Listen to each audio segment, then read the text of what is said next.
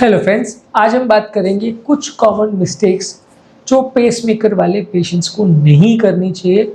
ये instructions pacemaker, AICD, CRT ये सारे ही कार्डियक डिवाइसेस के लिए एप्लीकेबल है। मोस्ट कॉमन मिस्टेक्स जो इस तरह के पेशेंट्स को हमेशा अवॉइड करनी चाहिए ताकि उनकी कंडीशन ना बिगड़े। ये इस टॉपिक का सेकेंड पार्ट है। हमने ऑलरेडी पार्ट 1 में कुछ कॉमन मिस्टेक्स पर बात करी है। आज कुछ और मिस्टेक्स पर डिस्कशन करेंगे। टॉपिक पर जाने से पहले जो लोग हमारे चैनल पर नए हैं उन्हें रिक्वेस्ट करूँगा कि चैनल को सब्सक्राइब करें, वीडियोस को लाइक और शेयर करें। कोई भी पेसमेकर डिवाइसेस में मेटल डिटेक्टर का या इलेक्ट्रोमैग्नेटिक फील्ड्स में जाने से आपको बचने की आवश्यकता है। इवन MRI कंपैटिबल डिवाइसेस में भी थोड़ा बहुत आप सावधानी रखें तो अच्छा है। हालांकि MRI कंपैटिबल डिवाइसेस में प्रॉब्लम आने का चांस कम होता है। MRI कंपैटिबल डिवाइस का मतलब कि जो डिवाइसेस में MRI भी आप करवा सकते हैं, वो डिवाइस का जो डब्बा या स्टील का कंटेनर, मतलब जो उनका कंटेनर होता है वो ऐसे मेटल का बनाया जाता है कि उसमें MRI के मैग्नेटिक फील्ड का फर्क ना पड़े। तो वैसे पेशेंट्स में अगर आप मेटल डिटेक्टर का या मैग्नेटिक फील्ड के पास में जाओगे तो उतना फर्क नहीं पड़ेगा। लेकिन जो नॉन MRI कंपैटिबल डिवाइस है उसमें तो आपको डेफिनेटली ध्यान रखना पड़ेगा। MRI कंपैटिबल में भी थोड़ा सावधानी रखें तो अच्छा है। हालांकि उनके केस में प्रॉब्लम होने का चांस काफ़ी कम है। इनफैक्ट वैसे पेशेंट में भी जब भी आप MRI स्कैन कराएं तो अपने डॉक्टर के साथ डिस्कस कर ले, टेक्नीशियन के साथ डिस्कस कर ले कि इसमें टेक्निकल इश्यूज क्या है, कर सकते हैं कि नहीं कर सकते। क्योंकि MRI इतना बड़ा मैग्नेट होता है जिसकी इतनी बड़ी इलेक्ट्रोमैग्नेटिक फील्ड होती है कि वो आपके पेसमेकर को तुरंत बंद कर सकता है और सडनली जानलेवा हो सकता है। तो बिल्कुल ध्यान देने की आवश्यकता है कि मैग्नेटिक फील्ड में आप जब भी जा रहे हो, बड़े बड़े बिजली के ट्रांसफार्मर्स वगैरह उनके पास भी अगर आप जा रहे हो तो बहुत बड़ा फील्ड होता है उनका मैग्नेट का, आपके लिए डेंजरस हो सकता है।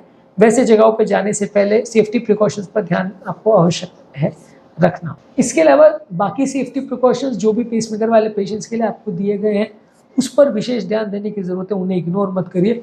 पेसमेकर रिलेटेड सेफ्टी प्रिकॉशंस पर हमने ऑलरेडी डिटेल वीडियो किया है, वो आप हमारे चैनल पर देख सकते हैं। बहुत ज़्यादा ओवर फिजिकल एक्टिविटी मत करिए, जितना आपका स्टैमिना है उस हिसाब से करिए।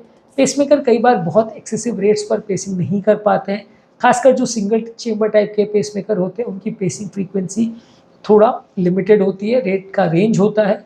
वैसे केस में आप ओवर एक्सर्ट अगर कर लेते हैं तो चक्कर वगैरह आ सकते हैं। इसीलिए आपको पेसमेकर की सेटिंग्स पर विशेष ध्यान देने की ज़रूरत है। खासकर फर्स्ट जनरेशन या single chamber non rate compatible जो डिवाइसेस होते हैं, पुराने जनरेशन के जो डिवाइसेस होते हैं उसमें ज़्यादा ध्यान देने की आवश्यक है। या आप पूछोगे ये डिवाइसेस ऐसी जनरेशन का है या नहीं है, ये कौन सी जनरेशन का मेरा है, वो कैसे पता चलेगा?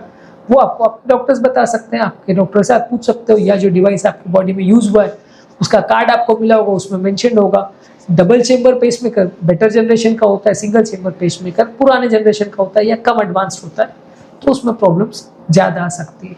हैवी इलेक्ट्रिसिटी फील्ड्स में भी मत जाइए। इलेक्ट्रिकल वर्क करने से पहले भी थोड़ा ध्यान रखिए। कई बार इलेक्ट्रिक शॉक वगैरह अगर आपको लगता है तो वो पेसमेकर को रीसेट कर सकता है। तो इलेक्ट्रिकल वर्क करने से पहले भी थोड़ा ध्यान रखिए। इसके अलावा जो भी मेडिसिन आपको लिखी गई है वो ध्यान रखिए उनका, उसके बारे में इग्नोर मत करिए। मेडिसिन कई बार बहुत लाइफ प्रोटेक्टिंग होती है इस तरह के पेशेंट्स में। रूटीन हेल्थ चेकअप्स करना, मेडिसिन रेगुलर लेते रहना, डॉक्टर से मिलते रहना, पेसमेकर का चेक करते रहना, इन सब चीज़ों को भी इग्नोर मत करिए। ये सारी चीज़ें भी उतनी ही आवश्यक है जितना बाकी सब पेशेंट्स में होती है। तो इसलिए आप पेसमेकर आपको लग गया है वो अच्छी बात है, लेकिन इस सब चीज़ों को भी इग्नोर मत करिए। इसके अलावा आपकी ओवरऑल कार्डियक हेल्थ, आपकी ओवरऑल लाइफस्टाइल और ओवरऑल मेंटल हेल्थ को भी इग्नोर मत करिए। ये सारी भी चीज़ें आपकी लाइफ को बढ़ाने के लिए ज़रूरी है। सिर्फ एक पेसमेकर लगने से सब कुछ ठीक हो जाता है ऐसा नहीं है।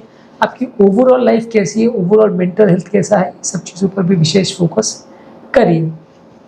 बीमारी के बारे में खुद को अवेयर रखिए, खुद उसके बारे में पढ़िए, जानिए, समझिए। क्योंकि अगर आप बीमारी के बारे में नहीं जानते तो फिर आपको मैनेज करना चीज़ें थोड़ा मुश्किल हो जाता है। बीमारी के बारे में आप खुद को एजुकेट करिए, समझिए उसके बारे में और उसको प्रॉपरली मैनेज करिए।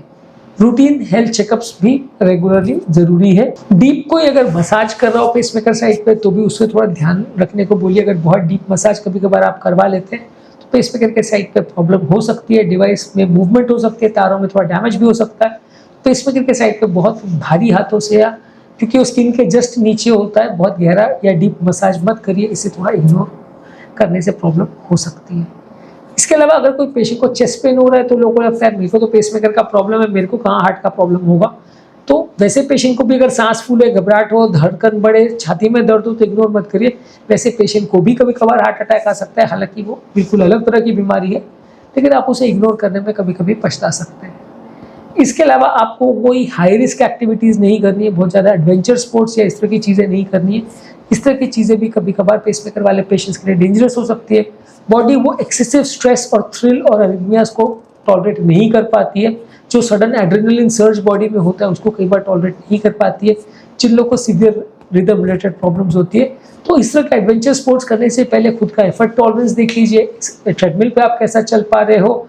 इसके अलावा आपका ओवरऑल फिटनेस कैसा है। कई बार आप ऐसी भी चीज़ें होती है कि आप सिमुलेटर्स में जाके देख सकते हो कि उस तरह का स्ट्रेस 3D कंडीशन में आप कैसे झेल पाते हो।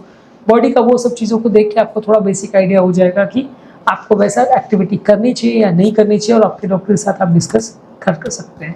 रेगुलर हार्ट की चेकअप्स और रेगुलर हार्ट की मॉनिटरिंग, हार्ट रेट की मॉनिटरिंग, ब्लड प्रेशर की मॉनिटरिंग, ये सारी चीज़ें भी आवश्यक है, क्योंकि कई बार पेसमेकर वाले पेशेंट में हार्ट रेट में ऊपर नीचे हो सकता है। तो रेगुलर हार्ट रेट को चेक करते रहिए कि कुछ में कुछ सिग्निफिकेंट वेरिएशन नहीं हो रहा है।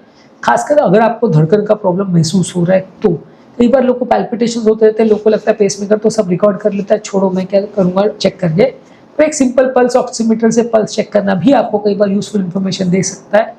पेसमेकर से रिलेटेड टैकीकार्डिया या पेसमेकर का डिवाइस काम नहीं कर रहा है, ये कई बार पल्स ऑक्सीमीटर भी आपको बता सकता है। या सिंपल किसी भी लोकल क्लिनिक में आप ECG भी करवा के अपने डॉक्टर या कार्डियोलॉजिस्ट को फॉरवर्ड कर सकते हैं।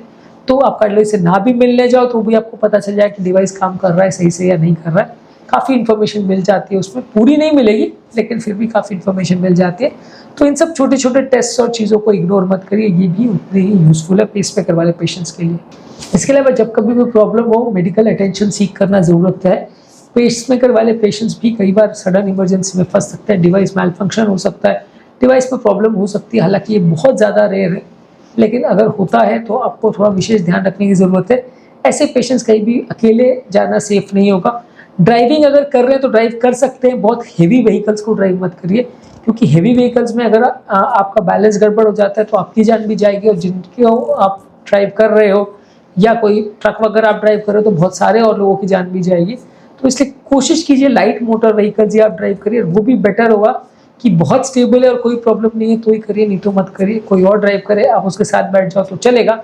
खुद से ड्राइव अगर आपको सब कुछ स्टेबल लग रहा है और कई दिनों से कोई दिक्कत नहीं आई है तो ही करिए, नहीं तो मत करिए। कई बार ये हार्ट पेशेंट्स के लिए थोड़ा सा ट्रिकी होता है। 99% ऑफ द टाइम्स कुछ नहीं होगा, लेकिन 1-2% के केस में कई बार दिक्कत हो सकती है। इसके अलावा कहीं भी आप बाहर जाए तो जेब में इमरजेंसी का कार्ड होना चाहिए, और उसमें सारे इमरजेंसी के कॉन्टैक्ट नंबर्स और आपकी बीमारियों के डिटेल्स और पेसमेकर का डिटेल्स वगैरह होना चाहिए, ताकि अगर कहीं कोई कारण से आप अनकॉन्शियस हो जाओ या कोई रिदम रिलेटेड प्रॉब्लम हो जाए तो आपको डिवाइस मैनेज करना और हॉस्पिटल के पहुंचा दे, इसकी आपको मदद मिल सकती है। अगर आपको कोई अनजान व्यक्ति कहीं पड़ा हुआ देखता है तो आपके पॉकेट में या ब्रेसलेट में आपकी मेडिकल डिटेल्स होंगी तो आपकी मदद हो पाएगी। इमरजेंसी कॉन्टैक्ट नंबर्स होंगे तो कोई आपको कॉन्टैक्ट कर पाएगा। एक और चीज़ ध्यान रखने की जरूरत है कि पेसमेकर हृदय गति बढ़ जाने वाली प्रॉब्लम का ध्यान नहीं रखता है। AICD डिवाइस है जो पेसमेकर के अलावा शॉकिंग का भी काम करता है, तो वो हृदय गति बढ़ने पर भी वर्क करता है। और पेसमेकर खाली गति कम होने को ही वर्क करता है, गति बढ़ाने के वाले सिचुएशन में या गति जब बढ़ जाती है तो वो कुछ नहीं कर सकता। तो अगर किसी व्यक्ति को पैल्पिटेशन हो रहा है और गति बहुत बढ़ गई तो उसको ऐसा मत सोचिए कि पेसमेकर है तो वो सब देख लेगा, ऐसा नहीं होगा। पेसमेकर खाली कम गति को मैनेज करता है। AICD डिवाइस में दोनों फीचर्स होते हैं, CRT में दोनों फीचर्स होते हैं, लेकिन पेसमेकर में नहीं होते। CRT में भी CRT-D होगा तो उसमें फीचर्स होंगे, CRT प्लेन होगा तो नहीं होगा।